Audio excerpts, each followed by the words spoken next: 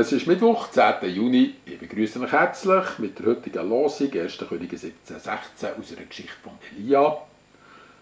Das Mehl im Krug ging nicht aus und der Ölkrug wurde nicht leer, nach dem Wort des Herrn, das dieser durch Elia gesprochen hatte. Parallel dazu Markus 6, 41 folgende. Jesus nahm die 5 Brote und 2 Fische und sah auf zum Himmel, dankte und brach die Brote und gab sie den Jüngern, dass sie ihnen austeilten, und die 2 Fische teilte er unter sie alle. Und sie aßen alle und wurden satt. Das Ende von unserem Latein ist der Anfang von Gottes Werk. So sehen wir den Elia am Bach Krit, wo es langsam eben kritisch wird. Es hat schon lange aufgehört zu regnen, die Krähen versorgen ihn noch zur Überbrückung. Aber irgendwann ist schon der Bach nur noch ein steiniges Bachbett. Die Dürre kommt langsam über alles, was dort am Ufer noch gewachsen ist. Und der Elia bereitet sich jetzt auf einen neuen Lehrgang vor. Er wird geschickt in den Norden, in Libanon, und dort wird er jetzt Tag für Tag ein Wunder erleben. Am Schluss sogar noch eine Erweckung von einem Toten, und das als Aufgabe oder als Auftakt, als Lehrstück eben für die grosse Tat auf dem Karmel. Mit der Zeit ist es ihm in Fleisch und Blut übergegangen, dass er nur noch aus dem Himmel lebt. Wir hat ja nie gewusst, bei dieser armen Witwe ist der morgen noch wiederum Mehl im Topf, wird dann wieder Öl im Krug sein. Eine Ärztin aus Deutschland hat mir erzählt, sie habe ein Praktikum gemacht beim Heidi Baker in Afrika und sie war dann eine Suchende. Sie hat die Wahrheit gesucht, sie war sehr fasziniert von der Bibel, aber sie war auch natürlich sehr humanistisch ausgebildet als Ärztin und Lehrerin, beide Berufe. Ist jetzt in einem Waisenhaus und hilft gerade so die letzten Brötchen verteilen an viele hungrige Mühler. Das Essen geht aus, der Hunger ist noch nicht gestillt. Sie hat 2 Brötchen auf der Hand. Gibt eins an so einem hungrigen, bettelnden Kind, schaut zurück auf die Hand, hat sie 2 wieder getroffen. Und so ist das immer weitergegangen. Bis alle gesättigt waren und nachher ist sie heim, ist im Bett gelegen, hat nicht schlafen, hat wieder nachgedacht, hat wieder die Brötchen auf ihrer Hand gesehen, wo sie nicht gewusst, wo die herkommen. Gehört hat sie das schon mehrmals. Aber jetzt ist irgendwie die humanistische Kruste gebrochen und sie hat angefangen an einen lebendigen Gott zu glauben, an einen Schöpfer. In dem Namen von Jesus passieren solche Sachen und dort war eigentlich der Anfang von ihrem aktiven Glaubensleben. Der Hintergrund der Elia-Geschichte ist nicht unerheblich bei dem, was jetzt hier vor unseren Augen geschieht. Das Natürliche, wie der Bach, der immer voll ist, der Regen, der immer kommt, ist ja auch schon ein Wunder. Das darf man nicht vergessen. Dass es eben Weizen gibt auf dem Feld, dass es Oliven gibt am Olivenbaum, ist keine Selbstverständlichkeit. Gott erhaltet das alles auf wunderbare Art. Aber es kommt ein neuer Faktor auf Israel. Unter dem Namen Isabel kommt die Unterwelt an die Oberfläche. Das Unnatürliche durchbricht jetzt das Natürliche und bringt Fluch auf das Land. Das Dämonische regiert in Form von dem Baalskult. Und der natürliche Segen wird dadurch ausbremset. Oh Schreck. Aber nein, es ist eigentlich nicht ein Schreck, sondern Gott hat ja nie jetzt 2 am Rücken. Er ist dann gleich wieder eine Nasenlänge voraus und macht daraus sogar noch etwas viel Besseres und etwas noch viel Wirksameres. Das ist die Botschaft an alle, die etwas Schönes, etwas Gutes, etwas Natürliches, etwas Gewachsenes, etwas Wertvolles im Verlauf von ihrer Biografie verloren haben. Oft ist man nicht selber die Schuld an einem solchen Vorgang. Oft ist man nicht der Auslöser. Andere Auslöser sind eindeutig vorhanden.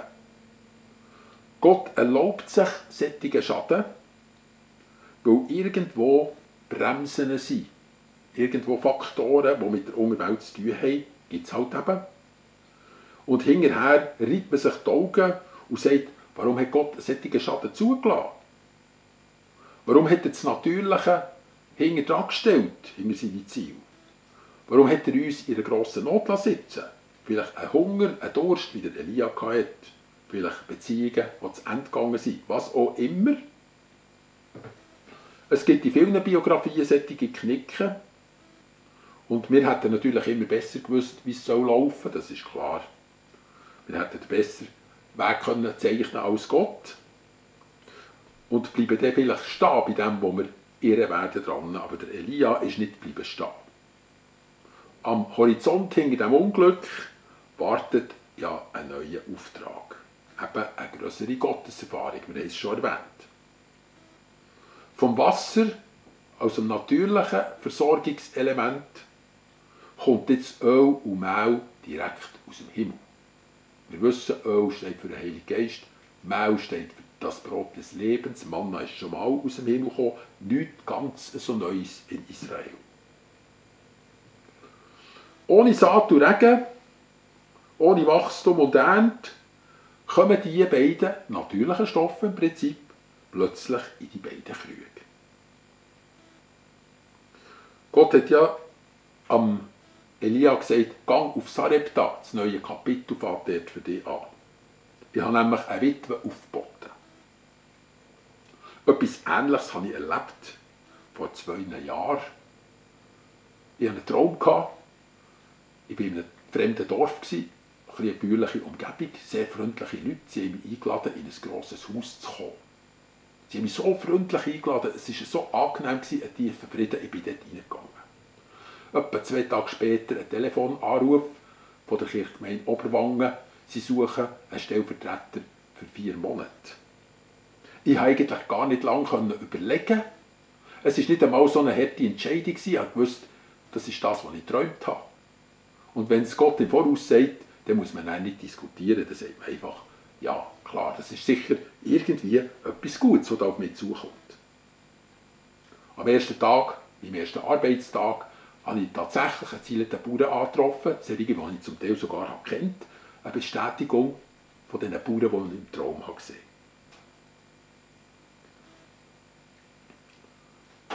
habe. An dem Ort, wo ich jetzt mittlerweile fast 2 Jahre bin, bis es dann Ende September zu Ende geht, habe ich selber nachher auch tatsächlich etwas von einer neuen Dimension schmecken. Ein paar Wunder sind geschehen. Sehr interessante Sachen hat Gott da. Und ich würde sagen, ich wäre ein Löwe gewesen, wenn ich nicht gehört hätte, wenn ich bleiben sitzen in dem, was ich mir eingerichtet habe, nämlich das Leben von einem selbstständigen Erwerbenden. Ich habe schon vor 5 Jahren Abschied genommen vom normalen Pfarramt. Wie man so sagt, das Gute ist der Feind des Besseren. Es gibt eine lange Geschichte in der Bibel, genau über diesen Satz. Nämlich, das Gute will sich behaupten, aber Gott hat nur mal etwas Besseres. Ich habe nämlich gar nicht wollen in einem Pfarramt sein, wie ich schon gesagt habe, und jetzt hat Gott das durchbrochen. Gott bricht manchmal etwas auf, eine Segenslinie von ihm, etwas, was uns sehr wertvoll erscheint. Segen gibt er auf für Sieg. Weil der Sieg ist noch der grössere Segen. Segen ist wertvoll, Sieg ist manchmal eben notwendig. Manchmal braucht es einfach noch mehr als Segen. Es braucht einen grossen Sieg. Ein Sieg, der bis quasi in die Unterwelt abreckt. Er tauscht gerne einen Segen ein für einen Sieg, der nachher 3-fache oder x-fache Segen mit sich bringt. Der Segen kommt dann selber auch wieder zurück. So war es bei Elia. Nach dieser Gottestat auf dem Karmel ist es dann wieder tüchtig regnen und das Land ist auch wieder eigentlich in normalen Modus zurückgekommen. Ein solches Vorgehen muss immer wieder geschehen. Und es wird immer wieder geschehen. Der erste Punkt ist ja, nicht irre werden, wenn etwas Schönes, etwas Gewonnenes wegfällt. Der zweite Punkt, erkennen, dass es wahrscheinlich Faktoren gibt, warum das passiert. Faktoren, die vielleicht im Unternatürlichen beruhen. Faktoren, die Gott damit zentral treffen und ausschalten, hindernde Faktoren. Unsagen und Fluch. Bei uns selber oder in unserem Umfeld. Das dritte ist, du stehst auf, du bleibst nicht sitzen, du rennst nicht dort und das, was du verloren hast, sondern eine neue Gehorsamsphase fängt an. Du kannst Gott auf eine andere Art erleben. Es können ja Wunder geschehen, werden wahrscheinlich auch Wunder geschehen in einem solchen Zusammenhang. Und das vierte ist, du lernst in diesem geistlichen Sieg leben. Du kannst den Sieg von Gott erleben. Es ist eine tiefere Ebene als all das Schöne und Gute, was uns Gott normalerweise durch sein Segen schenkt. Und das Letzte, du merkst, du konstatierst, dass das etwas ist wie eine neue Normalität.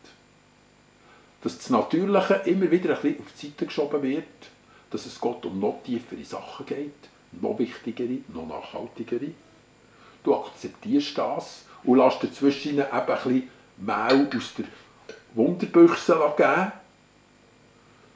Aber erst nachdem du einiges vom Normalen hast hinter dir gelassen und lässt auch Öl vom Heiligen Geist da drin fließen. Es gibt eine neue Mahlzeit. Es gibt eine neue Lebenskraft. Und ich wünsche euch damit einen guten Tag.